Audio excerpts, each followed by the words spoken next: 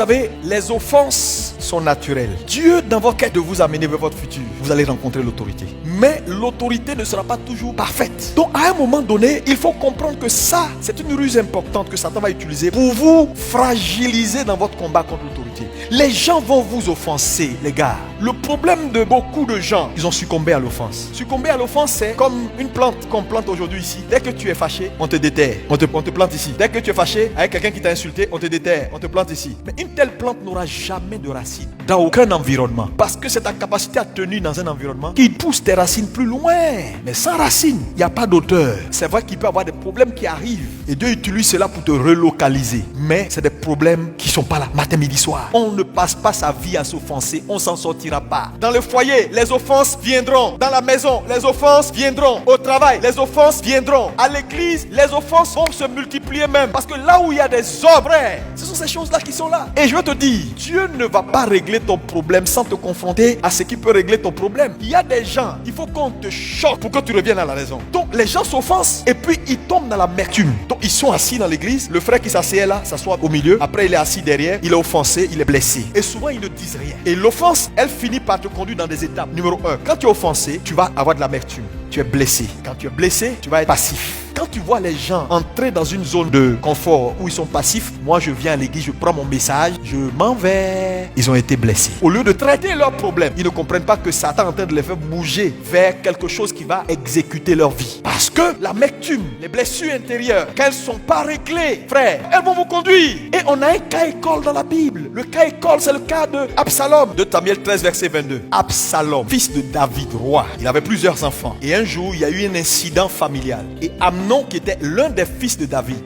a violé Tamar, sa sœur. Et qu'est-ce qui s'est passé? Absalom, qui était même père, même mère avec Tamar, n'a pas apprécié parce que David a mal réglé le problème. Donc Absalom s'est senti blessé de ce que son frère a fait à sa sœur. Mais ça n'a pas été réglé, donc il s'est blessé. Donc quand il s'est blessé, Absalom a commencé à avoir une attitude. Il a été offensé, l'amertume est entrée dans son cœur, il est blessé. Donc il a adopté une position de, il est là maintenant dans la maison. Mais quand on lui pose n'importe quelle question sur les affaires de la maison, il dit je n'ai rien à dire en bien ni en mal. Donc quand vous voyez quelqu'un qui arrive dans une position où il n'a plus de position, il devient dangereux. Pourquoi? Parce que tu ne peux pas être dans un ensemble où Dieu te met sous une autorité et tu n'as rien à dire. Mon frère, je te vois plus. Non, je suis là, je fais mon culte et puis quand je finis, je pars. Mais pourquoi tu traînes pas comme avant pour saluer les frères? Pasteur, je ne cherche pas des histoires. Je veux rester dans mon coin, je ne cherche pas d'histoire. Il est blessé. Au lieu de traiter son problème, il va à l'étape de la passivité. Le problème, c'est que si tu demeures longtemps passif, qu'est-ce qui va arriver? Quand un homme ne participe plus à la vie de l'ensemble, il n'est plus comptable pour ce qui arrive des résultats de l'ensemble. Ça veut dire, quand on reste passif et qu'on ne participe plus à la vie de l'ensemble, alors on a un regard critique. On bascule dans un autre stage.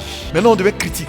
Et quand tu deviens critique, tu commences à faire mal à tout le monde. Mais regardez, Absalom a commencé à être critique. Absalom, quand il a commencé à être dans son coin, après il a commencé à naturellement critiquer. Et il reçoit les gens, il dit aux gens, mais le roi même là, même il déconne. C'est pas possible. Absalom a commencé maintenant à critiquer le pouvoir de son père. Et regardez ce qu'il dit. Il dit, Absalom lui disait, vois, ta cause est bonne et juste, mais personne de chez le roi ne t'écoutera. Il est en train de dire simplement que ce que tu es venu me dire comme plainte là, c'est normal. Normalement ton rôle, n'importe qui vient vers toi et qui te dit, mais voilà ce que telle autorité, tel pasteur assistant, tel a fait, tu lui dis Yako, mais tu as tort. C'est tout. S'il veut comprendre pourquoi il a tort, tu lui dis une autorité. On ne discute pas avec. Tu n'as pas bien compris ce qu'il a dit. Mais on ne se substitue pas à l'autorité pour se donner bonne conscience au détriment de l'autorité que Dieu a établie. On commence à faire un jeu dangereux. Le problème avec l'autorité, c'est qu'on ne sort pas vivant. Quand on pousse loin, il n'y a pas un seul, donne-moi un seul témoin dans la Bible de quelqu'un qui n'a pas voulu écouter Dieu ou par son autorité déléguée et qui a vécu. Ça n'existe pas. Tu peux gagner des batailles, mais tu ne gagneras pas la bataille de la vie. On ne combat jamais une autorité.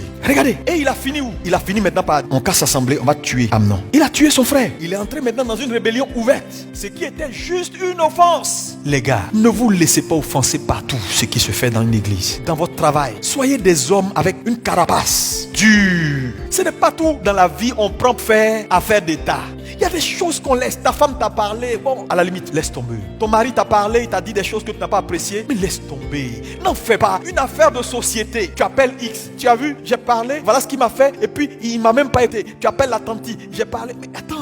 une petite affaire devient une affaire d'État. Non! La plupart des gens que vous voyez qui ont 70 ans de mariage, 80 ans, ils fêtent, ils sont encore ensemble là. Demandez-leur s'ils n'ont pas souffert. Demandez à la femme si elle n'a pas souffert. Dans la vie, il y a des choses qu'on peut avaler. Quand on sait qu'on peut gérer, il y a des éléments de base. Le monsieur là craint Dieu. Le monsieur est d'accord pour te respecter. Le monsieur est d'accord pour tenir sa maison. Aide-le à régler ses problèmes de... Il a été mal élevé, il a grandi dans cour commune, il respecte rien, il cache tout, il est nerveux. Ça là on peut régler. Mais on casse pas une maison sur des choses qu'on peut régler. Et l'avenir des enfants, vous allez payer cash. Parce que ces enfants-là n'ont pas demandé à venir au monde. Quand vous les faites venir dans une maison, vous devez assurer la postérité. Par votre exemple de couple. Sinon, si vous les dérangez dans leur tête, vous allez voir ce qui va arriver. Gérez vos offenses. Une offense se gère. Quand quelqu'un t'offense, la première question, qui est la personne qui m'a offensé? Si tu trouves la bonne réponse, l'eau glacée va tomber sur toi. Parce que je vais vous dire, dans tous les cas, dans la vie, chacun son patron. Et quand Dieu met quelqu'un sur toi, il peut te parler. Jésus, à un moment donné, s'en va. Il y a une femme qui apparaît derrière elle, la femme syrophoénicienne, une grecque. Elle dit Seigneur, elle lui donne des éloges. Regardez la réponse de Jésus.